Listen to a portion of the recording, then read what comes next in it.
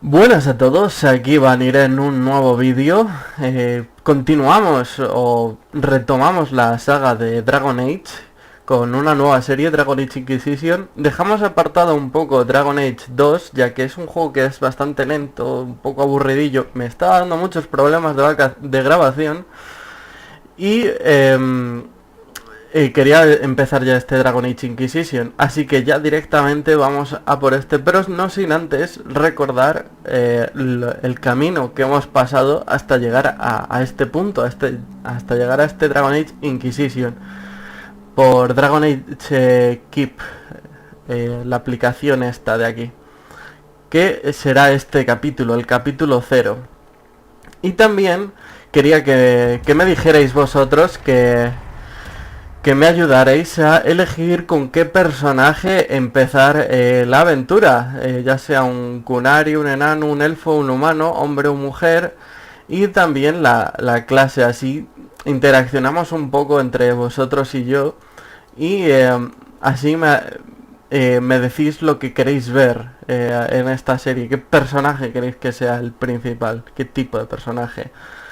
Y eso, ya digo, hombre o mujer. A mí personalmente me gustaría Qunari, ya que en los otros las otras opciones aparecían en todos los juegos, pero en los Qunari no.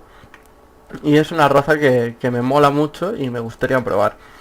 Pero bueno, esperaré a ver qué me decís, o si no, ya directamente me cogeré un Qunari, si me apetece mucho jugar. Me cogeré un Qunari y no sé qué me lo haré. Sobre todo la clase me gustaría que me dijerais. Y la raza pues también. Ya que estamos pues también.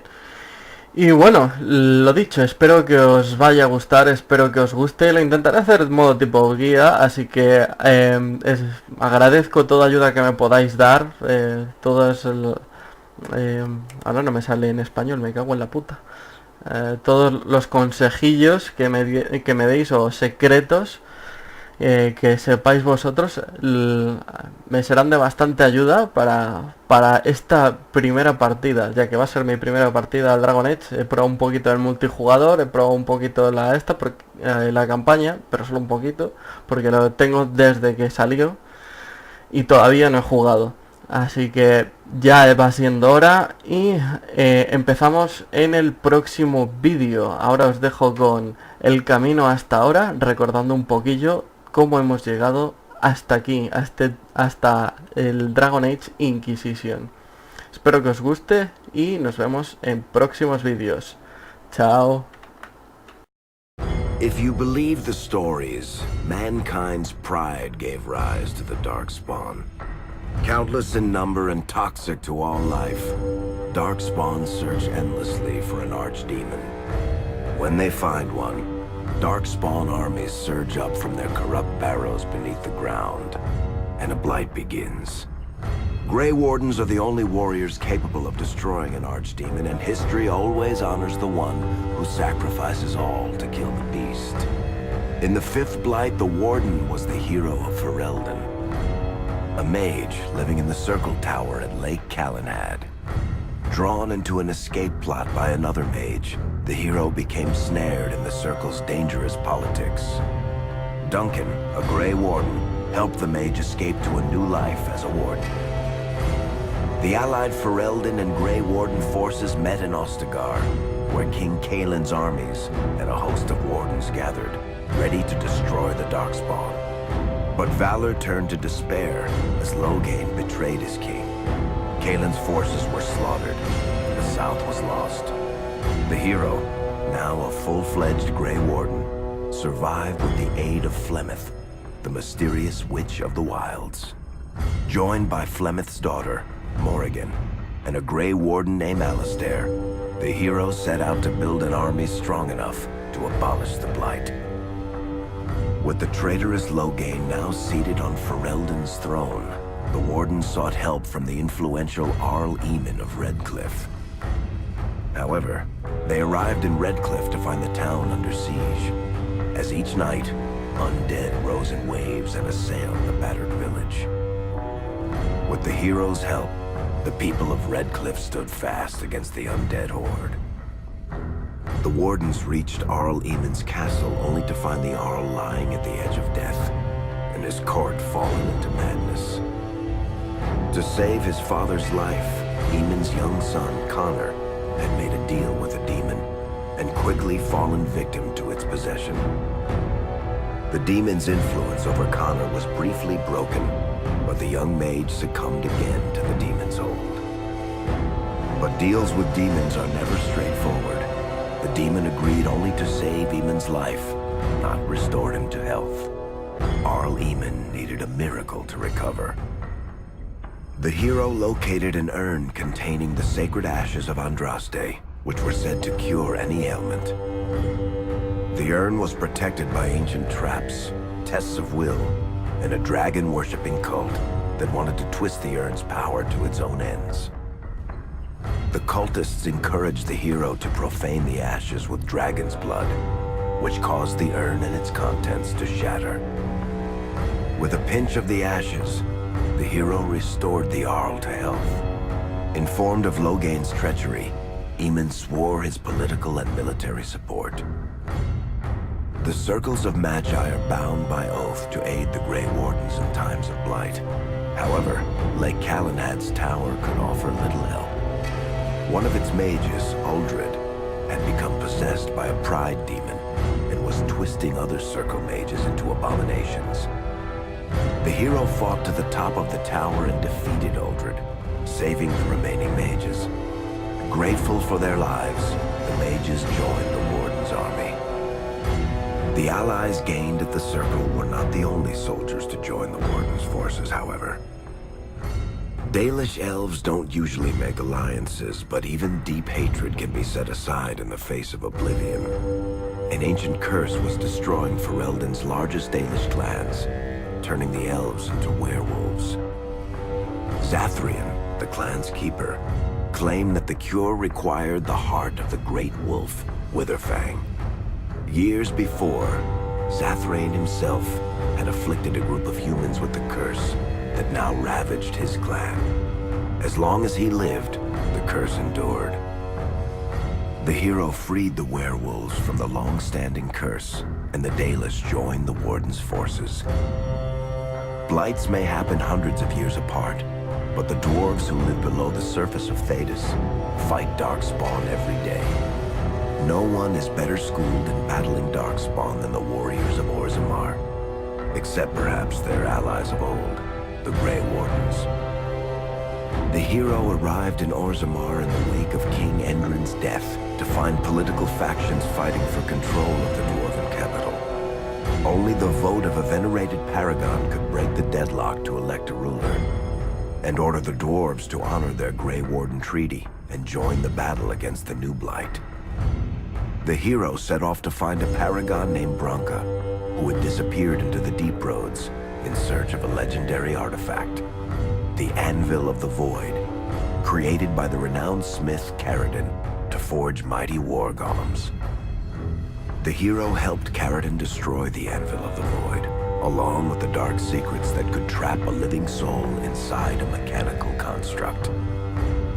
The hero emerged from the Deep Roads with a master-forged crown to bestow the Paragon's favor upon whichever rival candidate would be crowned king.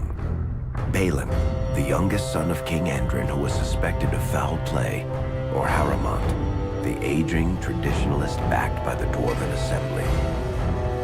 Lord Haramont claimed the crown of Orzammar. His traditionalist values keep dwarves first in all things, and safely as far underground as possible. With Dwarden's strength now bolstering the Warden's army, the hero had to deal with Logain, so Ferelden could stand unified against the Darkspawn, before the Blight swallowed the world. The kingdom of Ferelden stood divided. While some nobles supported Logain's regency, others condemned his inaction against the Darkspawn. Civil war brewed, and Arl Eamon called a landsmeet in hopes of curtailing the conflict and removing Logain from the throne. Alistair ended Logain's life in the name of justice for the Wardens who died at Ostagar. As the Warden's united army massed in Redcliffe, the Darkspawn overran Denerim, laying siege to Ferelden's capital city. The hero's army fought valiantly through Denerim and broke the Darkspawn siege. On Fort Dracon's highest tower, the hero's strongest allies fought alongside the Warden in a final heroic battle against the massive Archdemon. The Archdemon was killed without the sacrifice of a Grey Warden's life. With no Archdemon to lead them, the Darkspawn scattered. Most fled underground, still teeming in number and always seeking a new Archdemon to awaken. The shattered kingdom of Ferelden embarked on a long journey to recovery. In the Blight's aftermath, strong leadership was crucial. Honora McTeer, daughter of Terran Loghain and widow of King Kaelin, assumed the throne of Ferelden after the Fifth Blight was ended. Ferelden still stands, as obstinate and resolute as the Dog Lords ever are, but the events of the Fifth Blight loom over it as the nation rebuilds. For people across Thedas, legends of the hero of Ferelden remain the nation's brightest beacons of hope during its darkest times. It all began in Kirkwall, the fall of Knight Commander Meredith, the Qunari uprising, and of course, the Chantry's destruction and the onset of Mage Rebellion. One person always stood amidst the swirling chaos: Hawke, the champion of Kirkwall.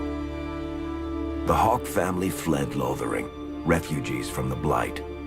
Leandra, mother of the champion, and siblings Bethany and Carver hoped to find refuge at her family's estate in Kirkwall, far to the north. While Hawke had no magical abilities, the champion was at the heart of events that ultimately led to the Mage Rebellion. The Hawks escaped the Blight with the help of Aveline Valen, a warrior and family friend. It's said that the family was also aided by Flemeth, the notorious Witch of the Wilds. Hawke's brother, Carver, never reached the Free Marches. He was killed by Darkspawn while protecting his family. The family's first years in Kirkwall were difficult. Leandra's brother Gamlin had lost the family fortune. The Hawks lived in poverty, forced to indenture themselves in return for entrance to the city. To pay off the debt, Hawke was forced to work for a band of mercenaries. All the while, Hawke and Bethany did their best to hide Bethany's magic from the Templars. Opportunity eventually struck in the form of a dwarf named Bartrand Tethras, who was planning an expedition to the Deep Roads. It was a long shot, but with gold gained from the expedition, Hawke could free the family from its criminal creditors and further Templar scrutiny. Hawke met a rogue Grey Warden named Anders, who possessed detailed maps of the Deep Roads. These maps were crucial to the expedition's success. Once Hawke obtained them, everything else fell quickly into place. Afraid to lose another sibling, Hawke insisted that Bethany stay in Kirkwall rather than accompany the expedition. Hawke did find ancient dwarven treasure, but the group also stumbled upon a statuette formed from a strange red lyrium. Upon returning to the surface, Hawke found Templars taking Bethany away. Her magic had been discovered. She joined a mage circle soon after. The gold Hawke recovered from the Deep Roads brought back Leandra's stately childhood home in Hightown. The Hawks had barely settled into their new home when Leandra was murdered. A deeply sinister and twisted killing. Hawke hunted down Quentin, the blood mage responsible, but could not prevent Leandra's death. Leandra's tragic death was part of a critical problem facing Kirkwall. Rising tension between the city's mages, who felt increasingly oppressed, and Templars, who grew increasingly suspicious of their activities. Adding to the strain, a large contingent of Qunari had also established themselves in Kirkwall, much to the growing discomfort of the city's rulers. After their dreadnought was shipwrecked many years before, a group of stranded Qunari were allowed to remain in a cordoned-off area in Lowtown. As time passed, the Qunari made no effort to return home, and offered no explanation about why they remained. Tensions rose to a breaking point. Revered Mother Patrice, convinced the Qunari were a threat to the Chantry's faith, incited violence between the Qunari and the Kirkwall populace. Hawke knew that Patrice would bring about unnecessary conflict. Though the champion tried to stop her, Patrice orchestrated the murder of Seamus Dumar, a Viscount's son and a recent convert to the Qun. When her crime was discovered, a Qunari assassin killed her. After Seamus was murdered, the Arishok of the Qunari group lost patience with the humans of Kirkwall. They would now submit to the Qun or die. The Qunari struck hard and fast. They took the palace in Hightown and beheaded the Viscount to immediately quash any resistance. Aided by Knight Commander Meredith and First Enchanter Orsino, Hawke reached the palace and stood toe-to-toe with the fearsome Qunari leader. Hawke fought the Qunari leader. The fierce battle resulted in the Arishok's death and the liberation of Kirkwall from its brief occupation. The Qunari quickly withdrew from the city entirely. Hawke saved Kirkwall and earned the grudging respect of the city's Templars, mages, and nobility, along with the title that history remembers, the Champion of Kirkwall. Kirkwall's problems were still not over, however. After Viscount Dumar's death, Knight Commander Meredith took power and blocked all attempts to appoint a new Viscount. Under Meredith's command, the Templars tightened their grip on the mages, planning to suppress what Meredith saw as a growing rebellion. Anders, who spent years fighting for justice and freedom for his fellow mages, saw that the time for negotiation was past.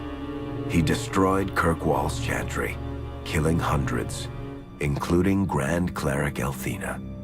This single act began a rebellion that spread from circle to circle, until all circles of Magi had risen up in defiance against chantry rule.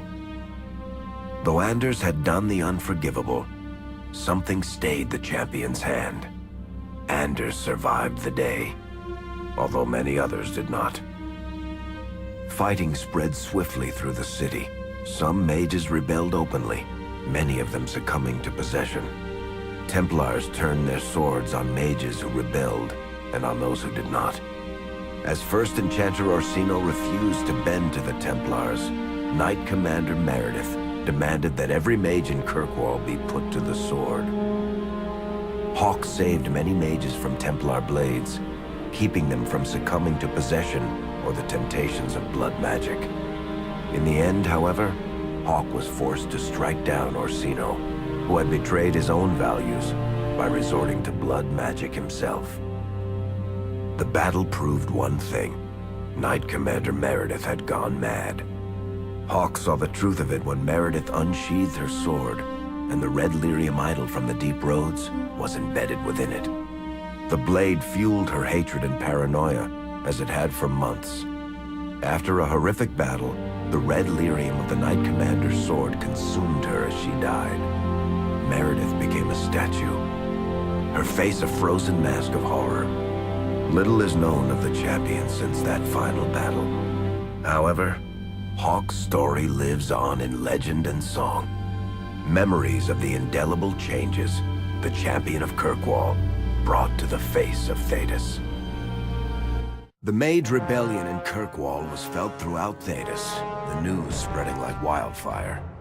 The Templars clamped down in response, but each new restriction only made things worse.